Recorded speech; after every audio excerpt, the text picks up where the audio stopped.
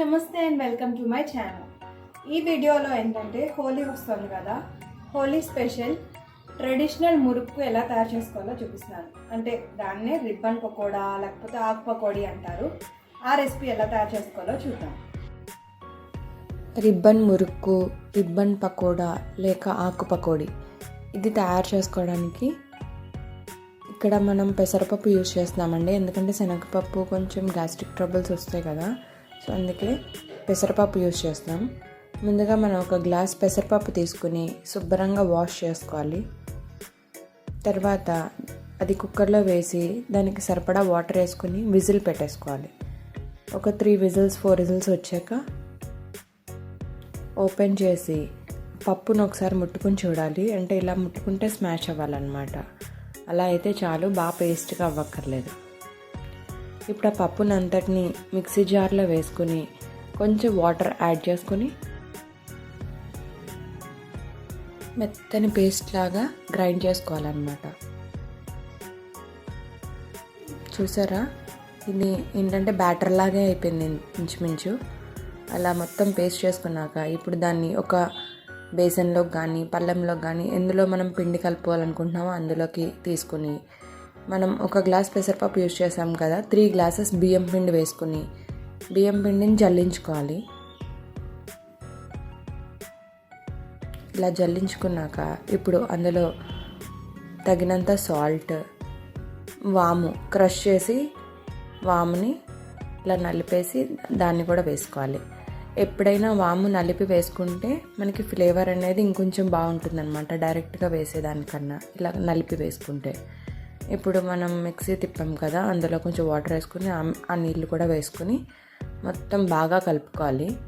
ఇదేంటంటే ఇంచుమించు చపాతీ పిండిలా కలుపుకోవాలి. మరీ గట్టిగా ఉండకుండా అలానే మరీ జారుగా కాకుండా మీడియంలో ఉండాలన్నమాట.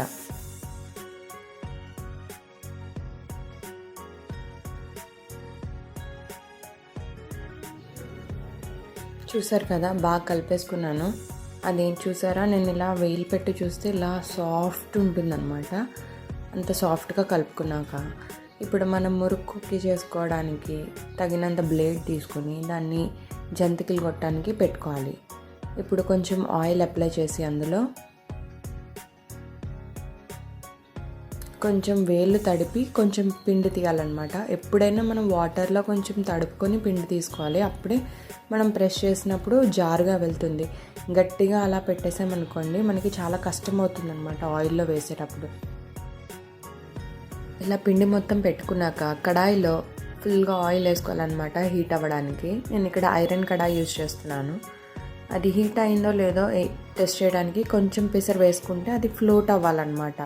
అప్పుడు హీట్ అయినట్టు బాగా. ఇప్పుడు ఆ హీట్ అయిన ఆయిల్లో మనం మురుక్కుది పెట్టుకున్నాం కదా, అది ఇలా ప్రెస్ చేస్తూ రౌండ్ తిప్పాలి. రౌండ్ తిప్పాక చూసారా ఇలా బబుల్స్ వస్తున్నాయి. ఈ బబుల్స్ అన్నీ కంప్లీట్గా ఆగిపోయే వరకు మనం దాన్ని ముట్టుకోకూడదు, తిప్పకూడదు, ఏం చేయకూడదు, అలా వదిలేయాలి.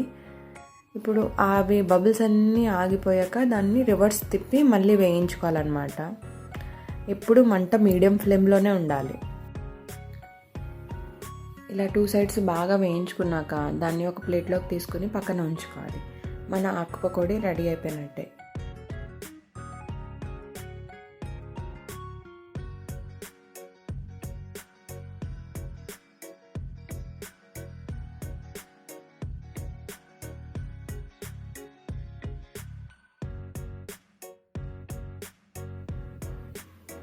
నేను మీకోసం మళ్ళీ ఒకసారి చేసి చూపిస్తున్నానండి. వంట ఎప్పుడు మీడియం ఫ్లేమ్లోనే ఉండాలి. మనం ఇలా ఫుల్గా పిండి ఆ జంతికల గొట్టంలో పెట్టుకొని దాన్ని ప్రెస్ చేస్తూ రౌండ్ తిప్పాలన్నమాట. బబుల్స్ అంతా పోయే వరకు ముట్టుకోకూడదు. తర్వాత దాన్ని రివర్స్ తిప్పి మళ్ళీ వేయించుకోవాలి. 2 సైడ్స్ వేయించుకున్నాక దాన్ని తీసి ఒక ప్లేట్లో పెట్టుకుంటే మన రిబ్బన్ పకోడా లేక రిబ్బన్ మురుకు రెడీ అయిపోయినట్టే. చూసారు కదా, ఈ వీడియో కానీ మీకు నచ్చితే లైక్ చేసి షేర్ చేయండి. మా ఛానల్ని సబ్స్క్రైబ్ చేయండి.